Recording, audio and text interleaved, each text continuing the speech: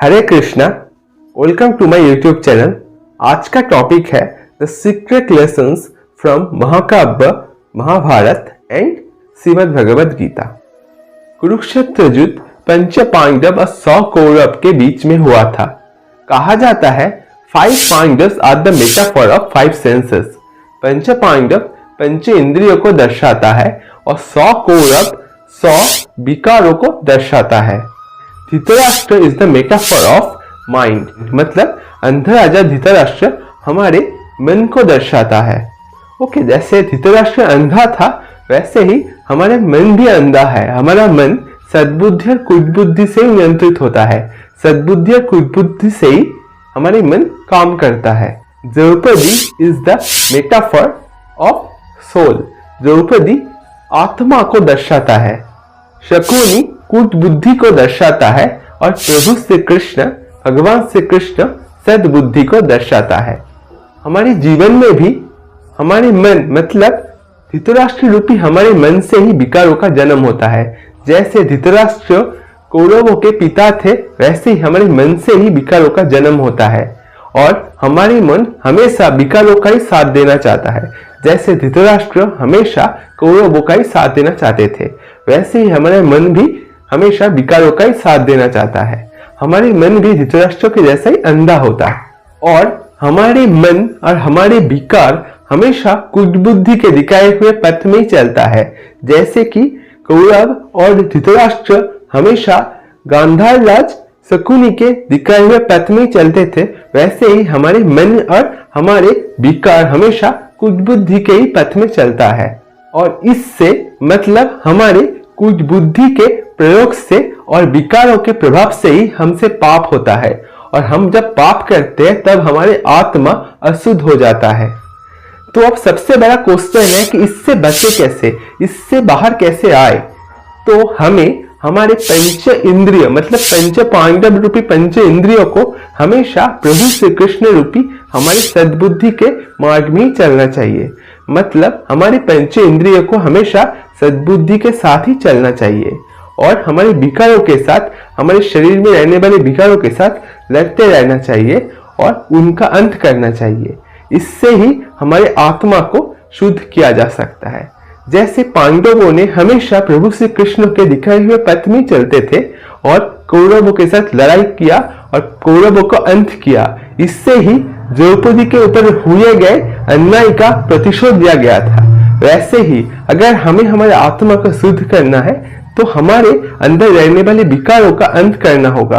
और इसका अंत कैसे करेंगे? इसका अंत करने के लिए हमारे पंच इंद्रियों को हमेशा सद्बुद्धि के दिखाए हुए मार्ग में ही चलना होगा और विकारों के साथ लड़ना होगा, तभी उनका अंत होगा और हमारे आत्मा को शुद्ध किया जाएगा। ये तो था फर्स्ट लेसन। तो अब इस महाभारत की स्टोरी को थोड़ा सा डेप्थ में जाके देखते हैं और नेक्स्ट लेसन देखते हैं। महाभारत के कुरुक्षेत्र युद्ध को अगर अच्छी तरीके से देखा जाए तो तुम्हें समझ में आएगा कौरव की टीम में 8 मेन कैरेक्टर था। पहला था दुर्योधन, दूसरा दुशासन, तीसरा शकुनी, चौथा भीष्म, 5वां द्रोण, 6 कर्ण, 7 अश्वत्थामा और 8 शल्य। इन 8 कैरेक्टर के हर एक कैरेक्टर कोई ना कोई अधर्म को दर्शाता है।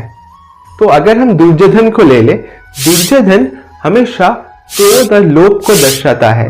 Duryodhana is the metaphor of anger and grid.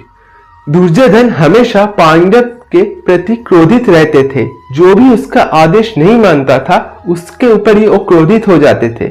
Even Duryodhan अपने पिता धृतराष्ट्र के ऊपर भी क्रोधित हो जाते थे। अगर कोई उसका बात ना माने तो उसके ऊपर क्रोधित हो जाते थे।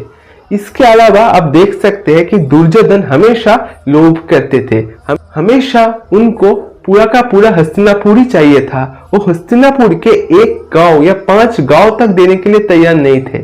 इवन एक सुई के ऊपर रहने वाले स्थान के जैसा छोटा सा भूमि देने के लिए भी वो तैयार नहीं थे। इससे समझ में आता है Duryodhana is the metaphor of anger and greed. अब आता है Dushasana. Dushasana is the metaphor of lust. Dushasana काम को दर्शाता है। दुशासन ने ही द्रौपदी का वस्त्र हरण किया था। इससे समझ में आता है कि Dushasana is the metaphor of lust. Dushasana lust को ही रिप्रेजेंट करता है। तीसरे नंबर में आते हैं Shakuni. Shakuni is the metaphor of revenge. Shakuni revenge को रिप्रेजेंट करता है। शकुनी प्रतिशोध को दर्शाता है। शकुनी हमेशा कौरव वंश के ऊपर प्रतिशोध लेना चाहते थे, क्योंकि हस्तिनापुर ने गांधार राज्य को दखल किया था, इसलिए गांधार राज शकुनी हमेशा भीष्म से अपना प्रतिशोध लेना चाहते थे। इसके लिए ही उन्होंने इस युद्ध में अंश लिया था। तो शकुनी रिप्रेजेंट रिवेंज। चौथा है द्रोण। द्रोण प्रेम और मोह को दर्शाता है। द्रोण ने सिर्फ पुत्र मोह के लिए इस युद्ध में अंश लिया था। द्रोण सिर्फ अश्वत्थामा के लिए इस युद्ध में पार्ट लिया था। तो द्रोण जो भी अन्याय किया था, जो भी उन्होंने किया था, सब उन्होंने प्रेम के और मोह में आके किया था। उन्होंने मोह के वश में ही एकलव्य का उंगली काट लिया था, क्योंकि अर्जुन उनका प्रिय शिष्य था, इसलिए उन्होंने एकलव्य का उंगली काट लिया। और कुरुक्षेत्र में भी उन्होंने सिर्फ अपने पुत्र प्रेम के लिए, अश्वत्थामा के लिए ही पांडवों के अगेंस्ट लड़ाई किया था, अधर्म का साथ दिया था। अधर्म के साथ होके पांडव के अगेंस्ट फाइट किया था उन्होंने, सिर्फ अपने पुत्र प्रेम के लिए। इससे समझ में आता है द्रोणाचार्य प्रेम और मोह को दर्शाता है। फिफ्थ कैरेक्टर था Ashwatthama. Ashwatthama is the metaphor of jealousy. Ashwatthama jealousy को रिप्रेजेंट करता है। अश्वत्थामा हिंसा और ईर्ष्या को दर्शाता है। अश्वत्थामा हमेशा अर्जुन से ईर्ष्या करता था।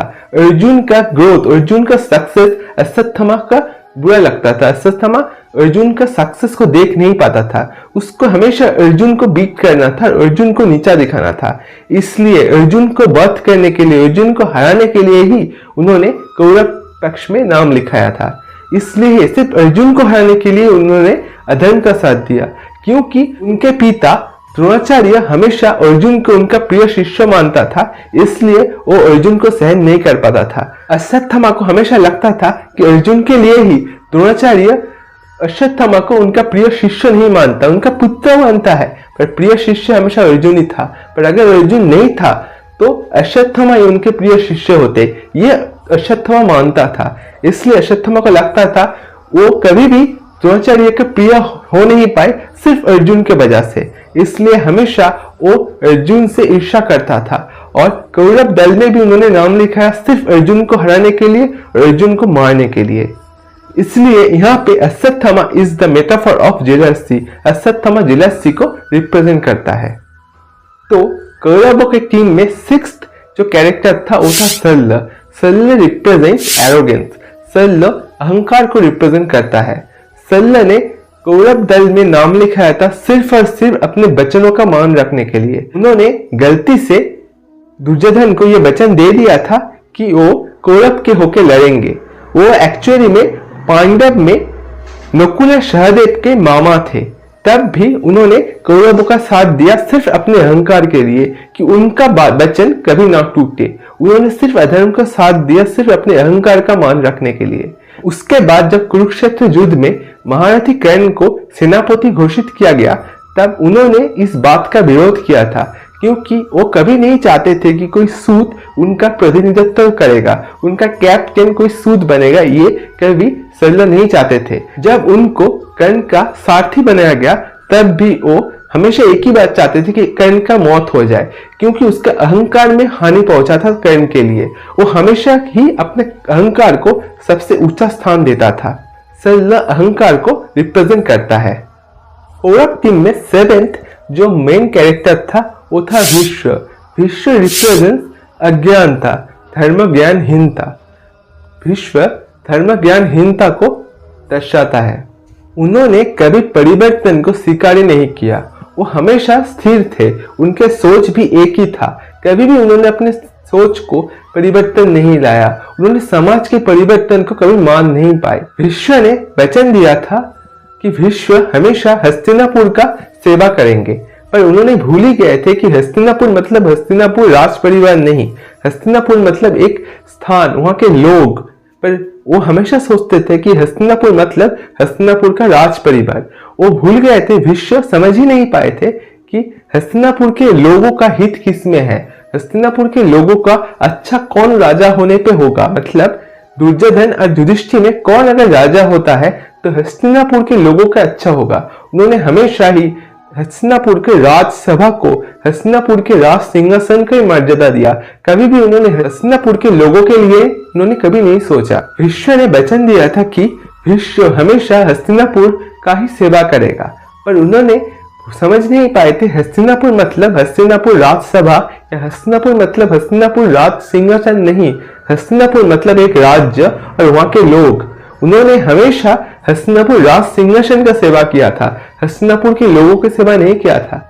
इसके लिए हम कह सकते हैं कि उनको एक्चुअली उनका धर्म ही नहीं पता था। उनको नहीं पता था कि उनका धर्म ये नहीं है कि वो सिंहासन का सेवा करे, उनका धर्म है राज्यों के लोगों का सेवा करना। इसलिए उन्होंने पांडव के अगेंस्ट फाइट किया था। पर अगर उनको पता होता कि राज्यों का सेवा क्या होता है, उनको अगर पता होता कि लोगों का ही सेवा करना अपना सबसे बड़ा धर्म है, तो कभी भी कौरवों के टीम से युद्ध नहीं करते। इसके लिए हम कह सकते हैं कि भीष्म रिप्रेजेंट अज्ञानता, धर्महीनता। तो अब आते हैं कौरवों के लास्ट मेन कैरेक्टर पे, वो है Karna. Karna represents blind faith. Karna अंधविश्वास को रिप्रेजेंट करता है। Karna is the metaphor of blind faith. Karna ने हमेशा दुर्योधन पे यकीन किया था। दुर्योधन जो भी बोलता था कर्ण मान लेता था। कर्ण जब उनको अंगराज्य मिला था, एक बार के लिए भी सोचा नहीं। उन्होंने अंगराज्य के एक्सचेंज में अपना संपूर्ण सामर्थ्य दुर्योधन को दे दिया। उन्होंने एक बार भी नहीं सोचा कि अब अंगराज्य के परिवर्तन में उनको हमेशा दुर्योधन के हर बात मानना पड़ेगा। उन्होंने सिर्फ दुर्योधन का हर बात माना। उन्होंने हमेशा सोचा कि दुर्योधन उनका मित्र है और दुर्योधन कभी उनका अहित नहीं करेगा। पर एक्चुअली दुर्योधन सिर्फ और सिर्फ कर्ण को अपने काम के लिए यूज करता था। कर्ण उनके लिए सिर्फ एक यूज था और कर्ण को यूज करने के लिए ही उन्होंने उसको अंगराज प्रदान किया था। पर कर्ण उनको विश्वास करता था। कर्ण को लगता था कि हाँ, अगर दुर्योधन राजा बन गया तो सूतों के लिए बहुत अच्छा अपॉर्चुनिटी मिलेगा, सूतों को ब्राह्मण या क्षत्रियों के जैसा ही सम्मान मिलेगा। पर यह सब गलत था। कर्ण हमेशा दुर्योधन को अपना मित्र मानता था, दुर्योधन को हर बात को मानता था। इसलिए उनको लगता था कि दुर्योधन ने उनको जो वचन दिया है कि सूतों का उत्थान होगा वो भी सही होगा। पर यह झूठ था, सूतों का कोई उत्थान होने नहीं वाला था। तो दुर्योधन ने हमेशा कर्ण को बेवकूफ बनाया था और कर्ण का यूज किया था। और कर्ण ने हमेशा दुर्योधन के हर बात को अपने आप मान लिया था और अंधविश्वास किया था दुर्योधन के प्रति। इसके लिए हम कह सकते हैं कर्ण अंधविश्वास को रिप्रेजेंट करता है। तो अब आते हैं पांडव के टीम में। पांडव के टीम में मेन 5 कैरेक्टर है।